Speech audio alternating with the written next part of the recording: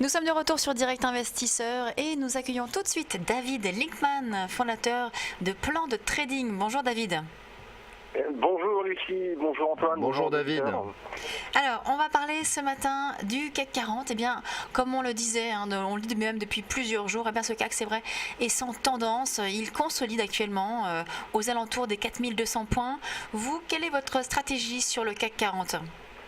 Alors aujourd'hui, stratégie baissière tant que le niveau des 4230 n'est pas refranchi. Je vise en fait un retour sur la moyenne à 20 jours qui se situe aux alentours des 4150 points. Éventuellement un breakout donc entre 4110 et 4150, donc légèrement en dessous de la moyenne à 20 jours. Actuellement, j'ai une position short qui a été initiée ce matin à 9h-10 à 4212. Take profit pour un tiers de la position, donc par rapport à un trade financier à 4197. Et donc, je laisse courir le reliquat, donc les deux autres tiers de position sur 4150, 4160, voire pourquoi pas, je vous dis, donc les 4110, 4150 en breakout.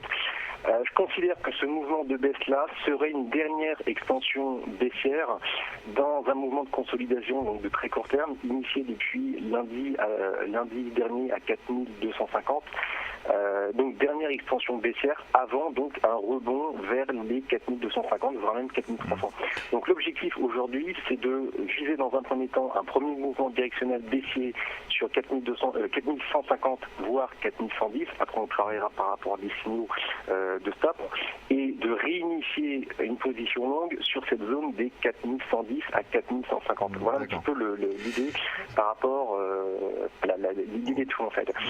Sachant que si on remonte aujourd'hui donc par rapport aux 4195 où on est actuellement, sachant que si on remonte vers les 4220, 4230, eh ben je gagne rien, je perds rien. Disons que le stop serait en quelque sorte financé en grande partie par une première position gagnante, un premier trade gagnant entre 4212 et 4197. Donc avant tout, préservation du capital, je laisse courir sur 4150, 4100, puis après je réengage en long une première ligne entre 4100 et 4150. Voilà un petit peu l'idée. D'accord David, donc pour récapituler, donc vous avez initié un ordre de vente à 4212, pris une partie de vos profits à 4197 et vous laissez courir la position. Juste pour savoir et pour comprendre, pourquoi avez-vous vendu au niveau des 4212 ? À quoi correspondait ce niveau pour vous ? Oui, tout à fait. Pourquoi ça correspondait à ce niveau ? C'est un point de return, ce que j'appelle dans ma technique, dans ma stratégie, un point de return.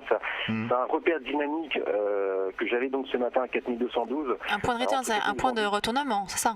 Oui, un point de retournement, effectivement. Bon, ça correspond à comment dire, par rapport à ma modélisation fractale que j'ai sur la CAC 40, donc à un point possible extrême qui ne serait pas donc dépassé. Donc attention, ce matin, il a été testé sur les futurs. J'insiste également sur un point, pourquoi en fait j'envisage un rebond technique sur les 4250 après donc ce test des 4100, 4150, et bien tout simplement parce que je considère qu'on n'a pas de risque de baisse de manière systémique, notamment sur les bancaires. Donc j'envisage avant tout un rebond technique initié par le rebond des bancaires. On pourrait prendre par exemple en support majeur, donc Crédit Agricole 10 euros, BNP 46, SG 34, etc., etc. Donc tant que ces niveaux-là ne sont pas cassés, ça correspond approximativement aux 4090, 4100 points sur le CAC 40, tant que ces niveaux-là ne sont pas cassés, il faut jouer le rebond technique. Après la question c'est, est-ce qu'on joue à partir de 4225 aujourd'hui, ou bien si on l'envisage après un énième test des 4100, 4150. Moi c'est mon choix donc porté sur le test des 4150. Peut-être que je me trompe, je ne sais pas. Au pire, bon je gagne rien, je perds rien, tant pis. Mais au moins j'envisage donc un dernier directionnel baissier sur les 4150, 4100 avant donc un retour sur les 4250, 4280. Voilà. Oui. Alors justement, vous venez de parler des bancaires et il y a un titre que vous suivez particulièrement, c'est le titre Crédit Agricole. Donc quelle est votre stratégie sur ce titre ?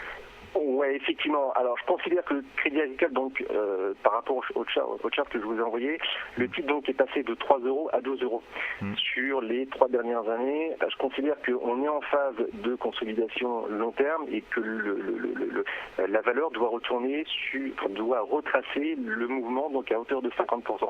Donc, doit revenir sur les 7,50 euros, 8 euros approximativement.